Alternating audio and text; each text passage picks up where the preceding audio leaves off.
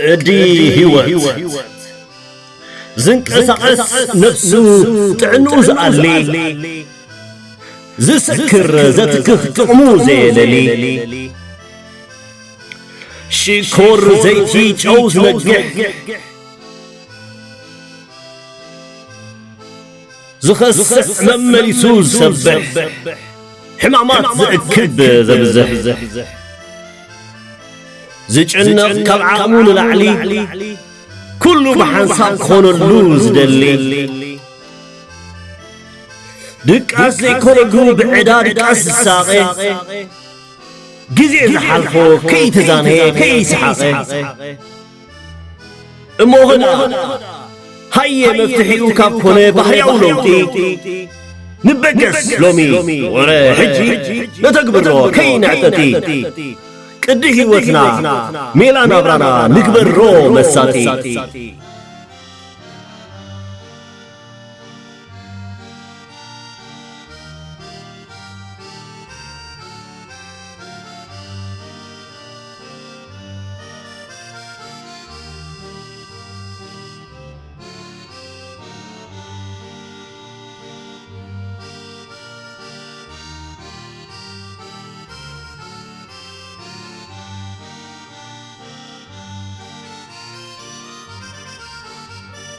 كاب زحص أرقطمي ناب تدالي زلو صحف جبا خبلكم قدي هيوت مالت لمدتات هيوت كاب سب ناب سب يفلالكوا انتخونه اتقندي حاساي وي طقامي اب هيوت زسعبو نغرات تطميتو كغير زلوون كمحايشن زغبا اب تولق اسب زوسن مرجا يخون قدي هيوت كاب سب ناب سب كاب كبابي ناب كبابي كاب صوتا ناب صوتا كمون كاب عدمه ناب عدمه زفلالكوا انتخونه اتقند علاما جن سب اب هيوتو انتاي عينت لمدتات انتاي عينت ربحاتات طعنا اللو انتاي كغوداي سعبينات اللو مفلات اقداس يخون ايونات لمدتات اب هيوت طعناوي سعبين اللو ايونات لمدتات كنطعنا بقالوتات صلبو بمفلات انفت عناها اب ممحياشن ممئزانن قد اللو እዚ ድማ ናይ ነፍስ ወከፍ ሓላፍነትን ውልቃዊ መሰልን እዩ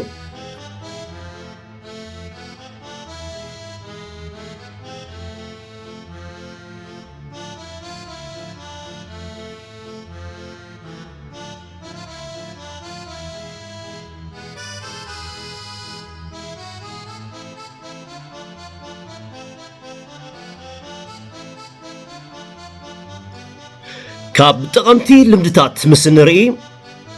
سرع أجباب عمق أجبام هلاو سرع ناي سرح ويتمرتين مزنقعن جزية مسرع سرع ناي منك إسقاس أكلات جزية ممدابن متقبارن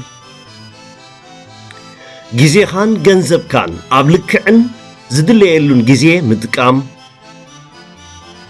أكبابي خان بيت كان نفس خان بصريت محاز محبراوي سنيت زلو نابرا مونان وزته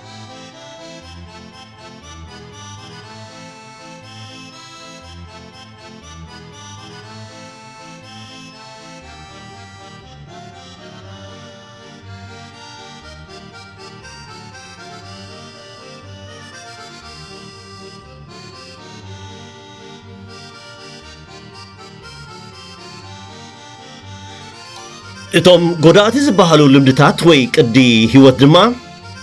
ምትካህ ሽጋራን ካልእ ናይ ትንባኾ ልምድታት ምህላው ኣልኮላዊ መስተ ምዝውታር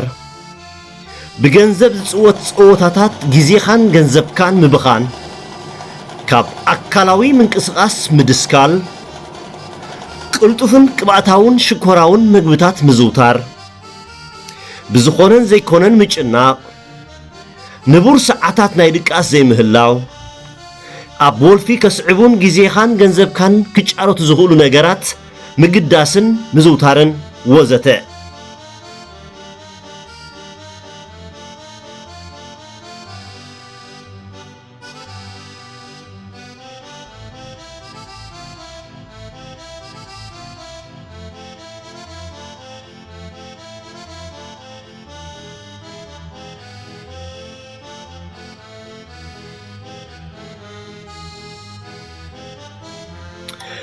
ኣብ ቅዲ ህይወት እቶም ቀንዲ ረቑሕቲ ነገራት ኣገባብ ኣመጋግባና ብቕዓትን ግዜን ምንቅስቓስ ኣካላትና ዘለና ወልፍታት ከም ሽጋራ ኣልኮላዊ መስተ ቁማር ከም ካርታ ብገንዘብ ዝፅወቱ ፀወታታት ከምኡውን ዕፀ ፋርስ ምጥቃም ንድቅሶ ሰዓታት ከምኡውን ዘለና ጭንቀትን ኣገባብ ኣተኣላልዮን ክኾኑ ከለዉ ምስ ቅርፃዊ ረቑሒታት ናይ ውልቀ ሰባትን ሕብረተሰብን ማሕበረ ቁጠባዊ ኩነታት ናይቲ ሰብ ማለት ደረጃ ትምህርቲ ዓቐን ኣታዊ ገንዘብ ማሕበራዊ ፍትሒ ናይቲ ከባቢ ምቕርሐ ፀጋታት ናይቲ ከባቢ ከምኡውን ኣገባብ ማሕበራዊ ኣገልግሎትን ዝፃወቶ ዓብዪ ተራ ዝነዓቕ ኣይኮነን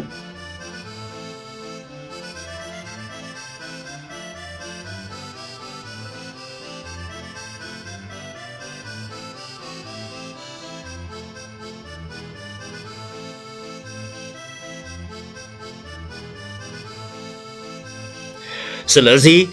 ንቅዲ ህይወት ንምምሕያሽ ብናይ ውልቀ ሰባት ናይ ባህርያዊ ለውጢ ተበግሶ እቲ መባእታ እኳ እንተኾነ ምስኡውን ዝምልከቶም ኣካላት እጃሞም ከበርክቱ ንኣብነት ፍትሓዊ ማሕበራዊ ኣገልግሎት ምውፋርን ኣስተምህሮ ብዛዕባ ጎዳእቲ ልምድታት ህይወትን መሃብ ንኩሉ ኣካል ሕብረተሰብ ዝጥርንፍ ዓይነት ምሕደራ ምህላው ኣድላይ ኣብ ዝኾነሉ እውን ነቶም ግዳያት ጎዳእቲ ልምድታት ዝኾኑ ውልቀ ሰባት ቁጠባዊ ሓገዝ ምግባርን ኣብ መስርሕ ተሃድሶን ሓድሽ ቅዲ ህይወትን ቀጻሊ ምእላይን ምክታልን ነቲ ዝድለ ሸቶ ዘላቒ ማሕበራዊን ቁጠባውን ኣከባብያውን ምዕባለ ከረጋግጽ ይሕግዝ በዚ ድማ እወንታዊ ዝኾነ ቅዲ ህይወት ክመርሕ ዘለዎ ተኽእሎ ዝዓበየ ይኸውን እቲ ቀንዲ ነጥቢ ኣብ ህይወትካን ኣካልካን ባዕልኻ ናይ ምውሳን መሰልን ናጽነትን ምስ ክብሪ ደቂ ሰባት ዝኸይድ ብምዃኑ ኣገዲድካ ንሓደ ሰብ ባህርያዊ ለውጢ ኣብ ቅዲ ህይወት ክገብር ምግዳድ ቅቡል ኣይኮነን ስለዚ እቲ ድሌትን ተበግሶን ንባህርያዊ ለውጢ ካብ ውሽጣዊ ባህግን ስምዒትን ኣፍልጦን ናይቲ ውልቀ ሰብ ምስ ዝኸውን ዕዉትን ውፅኢታውን ይኸውን